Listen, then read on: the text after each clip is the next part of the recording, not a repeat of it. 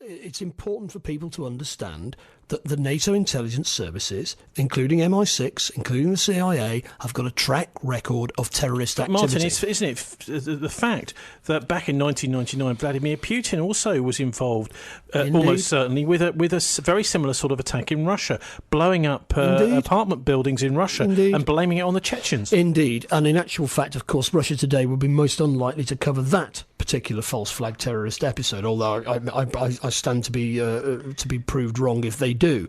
The point is that intelligence services, whether the FSB, KGB in Russia, CIA, MI6 in the West, they do engage in activities where they foment and engineer terrorism in order to steer people down particular political routes. So the strategy of tension in Italy was really geared around keeping the Italian Communist Party from becoming part of the Italian government. The strategy of tension pursued in Moscow in 1999 was again geared towards keeping the Communist Party of Russia from winning the presidential election in that year. So the purpose of these activities is to achieve certain political goals.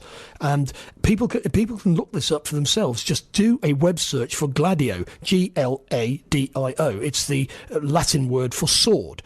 And you will see that there is masses and masses of evidence, which is mainstream stuff, it's not even alternative, that the Western intelligence services engaged in terrorism. And when they do get called up on it, they say, oh yes, we used to do stuff like that, but we don't do it anymore. Not that anybody's been punished or anything. And frankly, I just don't believe it. Once people are allowed to get away with that and do get away with it, they carry on getting away with it. And until we put a stop to it, they'll carry on doing it. But I would say the strategy here is to get proper police forces, and I mentioned the police service of Northern Ireland earlier because it's not the Royal Ulster Constabulary. People like that need to get their finger out and start arresting some generals. OK, finally, and this is a bit of a nasty one for me. This time last year, I received death threats by phone from an international terrorist organisation, something called the Jewish Defence League.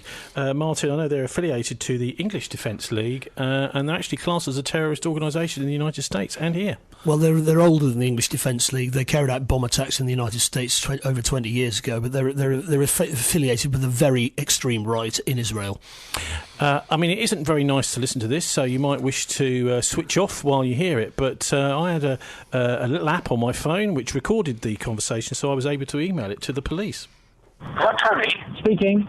Hello, Tony. This is the Jewish Defence League. We'll be seeing you very soon, you piece of Nazi filth. You're a dead man walking.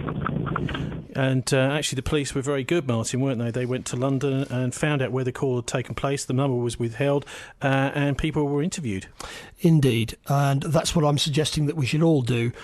I don't see the answer to terrorism as more terrorism. I see the answer to terrorism as enforcing the law. And the way to get the terrorists is not charging around the Hindu Kush in Afghanistan. Just go and have a look a lot nearer home and make sure it sticks. I mean, even the Jewish people's own anti-defamation say the JDL consists only of thugs and hooligans. So anyway, that's all for this week. We'll be back next week again. We're online at www.thisweek.org.uk. This is Tony Gosling wishing you a very good weekend, and also, of course, don't let those banksters get you down. BCFM is an award-winning community radio station for Bristol, bringing you national news on the hour, live from the Sky News Centre. From the Sky News Centre at 7.